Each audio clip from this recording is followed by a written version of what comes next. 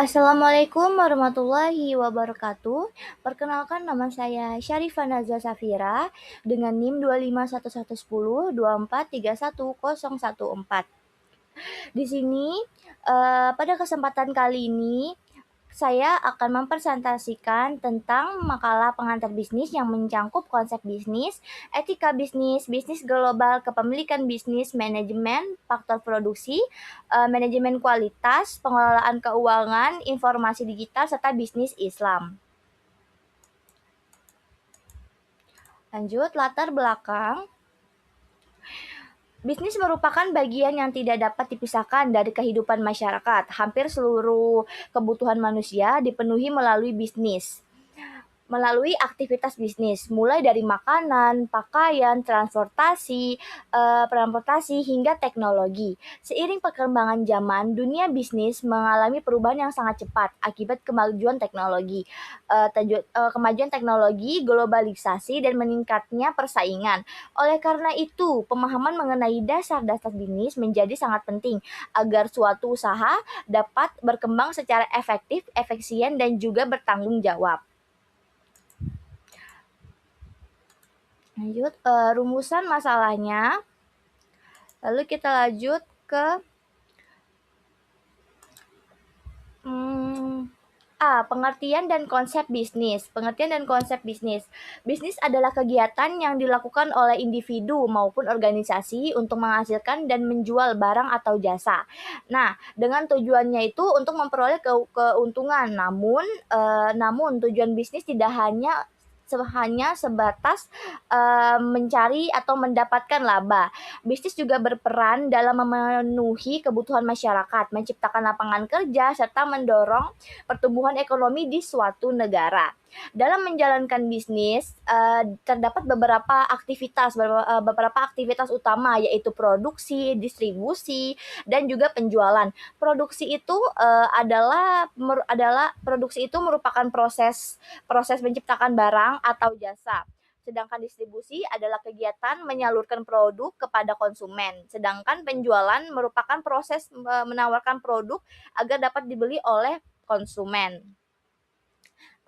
Agar bisnis dapat berjalan dengan baik, diperlukannya konsep bisnis yang jelas. Konsep tersebut meliputi produk yang ditawarkan, siapa target pasarnya, bagaimana strategi pemasarannya, serta bagaimana cara memperoleh pendapatan. Tanpa konsep yang jelas, bisnis akan sulit berkembang tentunya karena memang tidak memiliki arah dan tujuan yang pasti. Dengan demikian, dapat dipahami bahwa bisnis bukan hanya sekedar kegiatan jual beli, tetapi juga merupakan proses yang terencana untuk menciptakan nilai bagi konsumen sekaligus menghasilkan keuntungan bagi perusahaan. Lanjut. B. Etika dan tanggung jawab sosial. Dalam dunia bisnis, keuntungan memang sangat penting, tetapi juga keuntungan itu tidak boleh diperoleh dengan cara yang merugikan pihak lain. Oleh karena itu, diperlukannya etika bisnis sebagai pedoman perilaku yang benar dan salah dalam menjalankan usaha. Etika bisnis mencakup kejujuran, keadilan, tanggung jawab, serta kepatuhan terhadap aturan yang berlaku. Misalnya, saya akan berikan contoh. Misalnya, perusahaan tidak boleh melakukan penipuan terhadap pelanggan, memberikan informasi yang menyesatkan, atau juga menjual produk yang membahayakan konsumen. Selain etika, perusahaan ini juga memiliki tanggung jawab sosial. Artinya, perusahaan itu harus memperhatikan dampak aktivitas bisnis terhadap masyarakat dan lingkungan. Bentuk tanggung jawab sosial dapat berupa menjaga kelestarian lingkungan, memberikan kesejahteraan kepada karyawan, membayar pajak, serta berpartisipasi dalam kegiatan sosial. Perusahaan yang menerapkan etika dan tanggung jawab sosial biasanya memperoleh kepercayaan yang lebih besar dari masyarakat. Kepercayaan tersebut menjadi aset penting yang dapat meningkatkan citra dan keberlangsungan bisnis dalam jangka panjang. Lanjut. C. Bisnis global. Apa itu bisnis global? Bisnis global itu adalah kegiatan bisnis yang melibatkan dari lebih dari satu negara. Contohnya adalah ekspor, impor, investasi asing, kerjasama internasional, serta pemberian lisensi kepada perusahaan di negara lain. Dengan singkatnya itu adalah bisa dibilang bisnis global itu adalah bisnis yang keluar gitu dia, jadi kayak bukan hanya di dalam negeri tapi juga di luar, seperti itu. Perkembangan teknologi dan transportasi membuat bisnis global semakin mudah dilakukan. Saat ini perusahaan dapat menjual produknya ke berbagai negara dengan lebih cepat dan efisien. Namun bisnis global, juga memiliki tantangan tersendiri. Setiap negara memiliki budaya, perbedaan budaya, bahasa, hukum, dan juga sistem ekonomi yang berbeda. Jika perusahaan tidak memahami perbedaan tersebut, maka dapat, terjadi kesalahan dalam menjalankan strategi bisnis. Nah, selain itu, terdapat juga hambatan seperti tarif impor, kuota perdagangan, dan juga kebijakan pemerintah yang berbeda-beda. Walaupun demikian, bisnis global memberikan peluang yang sangat besar karena perusahaan dapat dapat menjangkau pasar yang lebih luas dan juga meningkatkan keuntungan. Oleh sebab itu, pemahaman mengenai bisnis global sangat penting agar perusahaan mampu bersaing di tingkat internasional. Selanjutnya, kepemilikan bisnis. Kepemilikan bisnis itu menunjukkan siapa yang memiliki dan bertanggung jawab terhadap suatu usaha. Namanya juga kepemilikan bisnis. Jadi ya kepemilikan bisnis itu bisa dibilang ya siapa yang menunjukkan bahwa dia yang mempunyai usaha itu. Nah, jadi bentuk pertama adalah usaha perseorangan, yaitu usaha yang dimiliki oleh satu orang. Keunggulannya itu mudah didirikan dan pengambilan keputusan lebih cepat. Namun, pemilik harus menanggung seluruh resiko usaha. Lalu bentuk keduanya itu adalah firma. Jadi bentuk kedua itu adalah firma, yaitu usaha yang dimiliki oleh beberapa orang yang bekerja sama dan memiliki tanggung jawab bersama terhadap utang perusahaan. Bentuk ketiga adalah CV CV itu dalam CV terdapat sekutu aktif yang memperoleh usaha dan juga sekutu pasif yang hanya menanamkan modal. Lanjut, bentuk keempat itu adalah perseorangan terbatas atau PT. PT itu berasal dari modal, saham, dan tanggung jawab pemilik terhadap sebesar modal yang ditanamkan. Bentuk ini sangat cocok untuk usaha yang ingin berkembang dalam skala yang besar.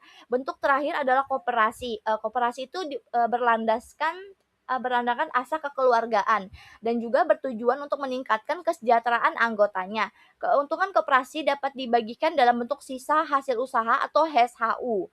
Setiap bentuk kepemilikan memiliki kelebihan dan kekurangan masing-masing, sehingga pemilihannya harus disesuaikan dengan kebutuhan usaha. Lanjut. Manajemen bisnis. Manajemen adalah proses mengatur sumber daya yang dimiliki oleh perusahaan agar tujuan organisasi dapat tercapai secara efektif dan efisien. Yang pertama itu adalah perencanaan atau planning. Pada tahap ini, perusahaan menentukan tujuan dan langkah yang akan dilakukan. Lalu juga ada pengorganisasian atau organizing, yaitu pembagian tugas dan tanggung jawab kepada setiap bagian dalam organisasi. Lalu yang keempat itu adalah pengarahan atau directing, yaitu memberikan motivasi dan juga petunjuk kepada karyawan agar bekerja sesuai tujuan perusahaan. Lalu ada pengandalian atau controlling, yaitu mengawasi pelaksanaan kegiatan, dan juga melakukan evakuasi apabila terdapat penyimpangan. Manajemen yang baik sangat penting karena dapat membantu perusahaan memanfaatkan sumber daya secara optimal dan mencapai target yang telah ditetapkan. Lanjut. Faktor produksi. Produksi tidak dapat berjalan tanpa adanya faktor-faktor produksi. Faktor pertama adalah sumber daya manusia atau tenaga kerja yang berperan menjalankan kegiatan usaha. Faktor kedua itu adalah modal, yaitu dana atau aset yang digunakan untuk menjalankan bisnis. Faktor ketiga adalah bahan baku yang menjadi dasar dalam proses produksi. Faktor keempat adalah teknologi yang membantu meningkatkan efisiensi dan produktivitas. Lalu yang kelima itu adalah kewirausahaan, yaitu kemampuan seseorang dalam mengelola sumber daya, mengambil resiko, dan juga menciptakan inovasi. Jika seluruh faktor produksi dikelola dengan baik, maka perusahaan dapat menghasilkan produk yang berkualitas dengan biaya yang lebih efisien. Lalu, manajemen produksi dan juga kualitas. Manajemen produksi merupakan kegiatan yang mengatur proses produksi agar berjalan sesuai rencana. Tujuannya adalah menghasilkan produk yang sesuai kebutuhan konsumen dengan biaya yang lebih efisien. Nah, dalam proses produksi diperlukannya juga pengendalian mutu atau quality control. Pengendalian mutu bertujuan memastikan setiap produk memenuhi standar kualitas yang telah ditetapkan. Salah satu konsep yang sering digunakan adalah Total Quality Management atau TQM. Jadi TQM itu adalah konsep yang menekankan perbaikan berkelanjutan dan juga melibatkan seluruh anggota organisasi dalam menjaga kualitas produk. Kualitas yang baik akan meningkatkan kepuasan kepada pelanggan, memperkuat loyalitas konsumen, serta meningkatkan daya saing perusahaan di pasar. Lanjut. Mengelola keuangan bisnis. Keuangan merupakan aspek yang sangat penting dalam bisnis karena berhubungan langsung dengan keberlangsungan usaha. Hal pertama yang perlu kita perhatikan dalam modal dan investasi adalah modal yang digunakan untuk menjalankan operasional perusahaan. Sedangkan investasi itu dilakukan untuk pengembangan usaha di masa depan. Selain itu, perusahaan yang harus mampu mengelola arus kas dengan baik. Arus kas yang sehat memastikan perusahaan memiliki dana yang cukup untuk memenuhi kebutuhan operasional sehari-hari. Perusahaan juga perusahaan juga perlu memperhatikan likuiditas, solvabilitas, dan juga rentabilitas. Likuiditas itu menunjukkan kemampuan membayar kewajiban jangka pendek, sedangkan solvabilitas itu menunjukkan kemampuan membayar seluruh kewajiban, dan rentabilitas menunjukkan kemampuan perusahaan menghasilkan laba. Pengelolaan uang yang baik akan membantu perusahaan tetap stabil dan berkembang secara berkelanjutan. Lanjut. Transportasi digital. Saat ini teknologi telah mengubah cara bisnis dijalankan. Transformasi digital memungkinkan perusahaan meningkatkan efisiensi kerja, mempercepat komunikasi, dan memberikan pelayanan yang lebih baik kepada pelanggan. Contoh transformasi digital itu adalah pengguna e-commerce, media sosial, pembayaran digital, juga sistem manajemen berbasis komputer, serta pemasaran digital. Walaupun memberikan banyak manfaat, transformasi digital juga memiliki resiko seperti peretasan virus komputer, pencurian data misalnya, dan juga penyalahgunaan informasi. Oleh karena itu, perusahaan harus memiliki sistem keamanan digital yang cukup kuat. Nah, agar tidak terjadi hal-hal yang tidak diinginkan dan dapat merugikan konsumen seperti itu ya. Perusahaan yang mampu beradaptasi dengan perkembangan teknologi akan memiliki peluang yang lebih besar untuk bertahan dan juga berkembang di era modern.